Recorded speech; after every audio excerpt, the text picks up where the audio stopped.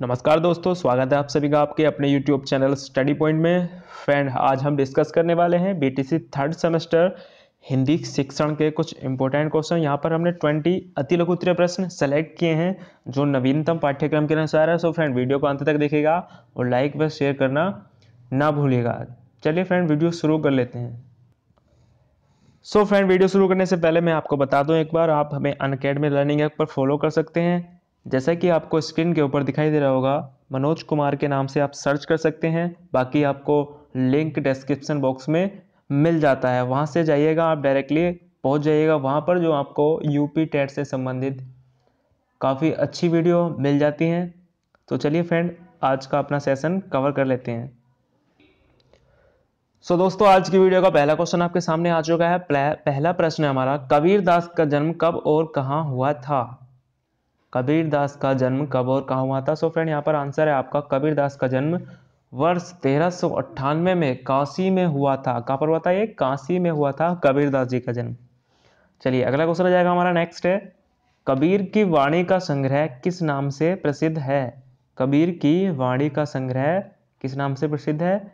ये फ्रेंड बीजक के नाम से प्रसिद्ध है। वाणी का संग्रह किससे रिलेटेड है? बीजक से, यानी कि बीजक के नाम से ये प्रसिद्ध है। नेक्स्ट आता हमारा, तुलसीदास का जन्म कब हुआ था? अब हमारा तुलसीदास जी के बारे में आ गया। तो कुछ तथ्यों के अनुसार पर इनका जन्म 1532 में माना जाता है। मतलब एग्जैक्ट तो यहाँ पर नहीं दिया हुआ, जो सर्वमान्य तथ्यों के आधार पर इनका जन्म 1532 में माना जाता है। चलिए, अगला क्वेश्चन है हमारा, क्वेश्चन नंबर 4, सूरदास का जन्म कब हुआ था? फ्रेंड, सूरदास के जन्म के विषय में काफी मतभेद हैं। कुछ विद्वान इनका जन्म संवत 1535, यहाँ पर 1935 लिखा हुआ है, इसको नोट नहीं करना। यहाँ पर 1535 के आसपास या फिर 1540 के आसपास, यहाँ पर दो सन दिए हुए हैं, 1535 और 1540। ये 1935 यहाँ से गलत प्रिंट हो गया, तो आप ध्यान दीजिएगा 1535 और 1540। कुछ मानते हैं कि 1535 में हुआ है और कुछ मानते हैं कि 1540 में हुआ है। ठीक है, तो आप इस तरीके से क्वेश्चन का आंसर दे सकते हैं।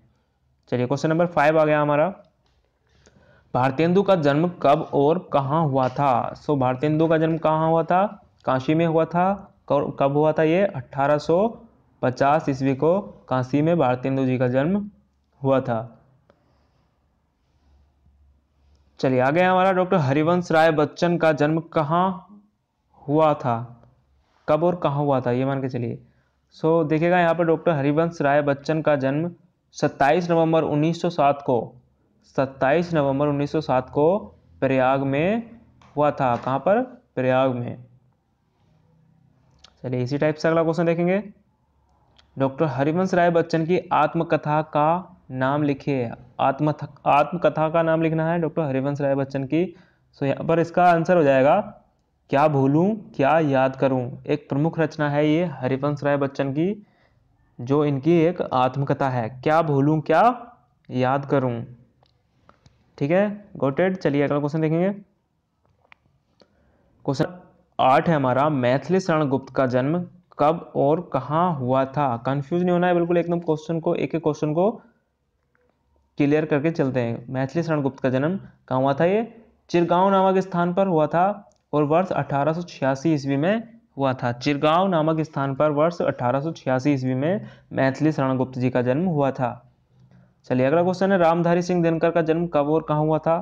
क्वेश्चन नंबर 9, रामधारी सिंह दिनकर जी का जन्म कहाँ हुआ था? तो इनका जन्म सिमरिया नामक गांव में, कहाँ पर हुआ था? सिमरिया नामक गांव में 1908 ईस्वी में रामधारी सिंह दिनकर जी का जन्म हुआ था, सिमरिया नामक ग्राम में, और 1908 ईस्वी में।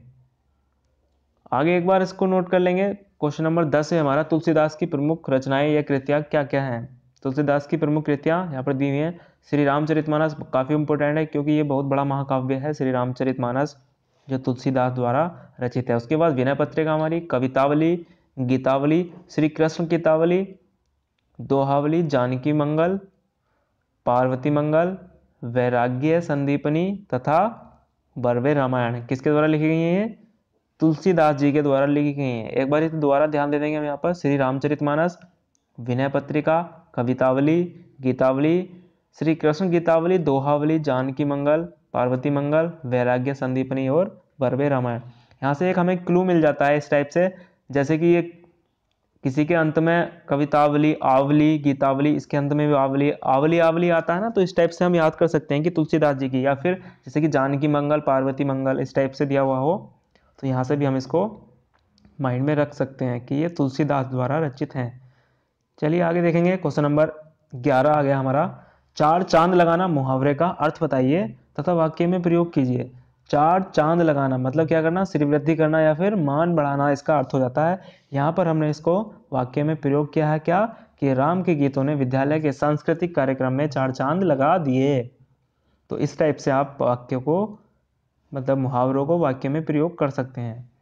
चलिए नेक्स्ट हमारा चिकना घड़ा होना, मुहावरे का अर्थ बताइए तथा वाक्य में प्रयोग कीजिए। चिकना घड़ा होना, तो इसका क्या अर्थ हो जाएगा यहाँ पर, निर्लज्ज होना, मतलब कोई लाज शर्म नहीं, कुछ नहीं। यहाँ पर सेंटेंस को कंप्लीट करेंगे हम, वह पूरा चिकना घड़ा है, उस पर आपकी बात का कोई प्रभाव नहीं पड़ेगा। आप किसी भी तरीके से मतलब मुहावरे को वाक्य में प्रयोग करते हैं, ये खाली आपके एग्जाम्पल के लिए है, ठीक है। क्वेश्चन नंबर देखेंगे हम 13, चूना लगाना। मुहावरा है कोई चूना लगाना, मुहावरे का अर्थ बताइए तथा वाक्य में प्रयोग कीजिए। चूना लगाना मतलब धोखा देना, तो ध्यान रखिए मित्र बनाने का ढींग रचकर कोई प्यार से आपको चूना लगाने का दुस्साहस न कर पाए।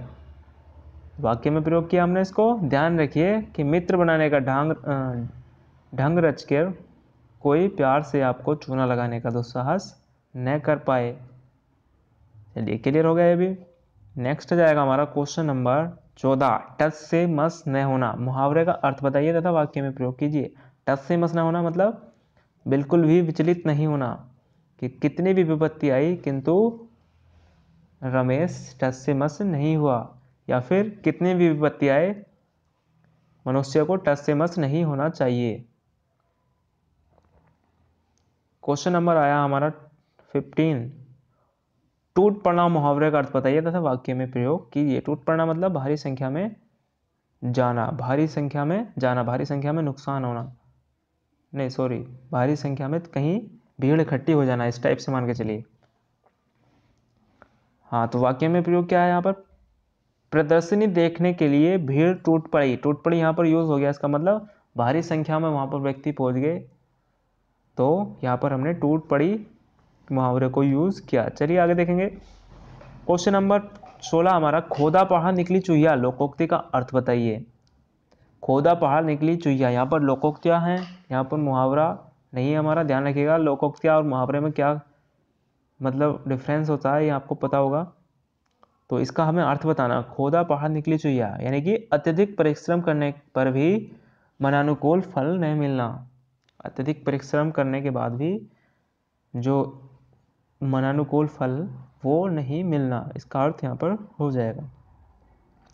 नेक्स्ट हमारा प्रश्न नंबर 17, गुड़ खाए और गुलगुलों से परहेज। लोकोक्ति का अर्थ बताइए। गुड़ खाए और गुलगुलों से परहेज यानी कि दिखावटी परहेज, इस टाइप से मान के चलिए कोई दिखावटी आपके सामने परहेज कर रहा है। चलिए बाकी आप समझदार है, ज़्यादा एक्सप्लेन नहीं करूंगा मैं, क्वेश्चन पे ध्यान देंगे।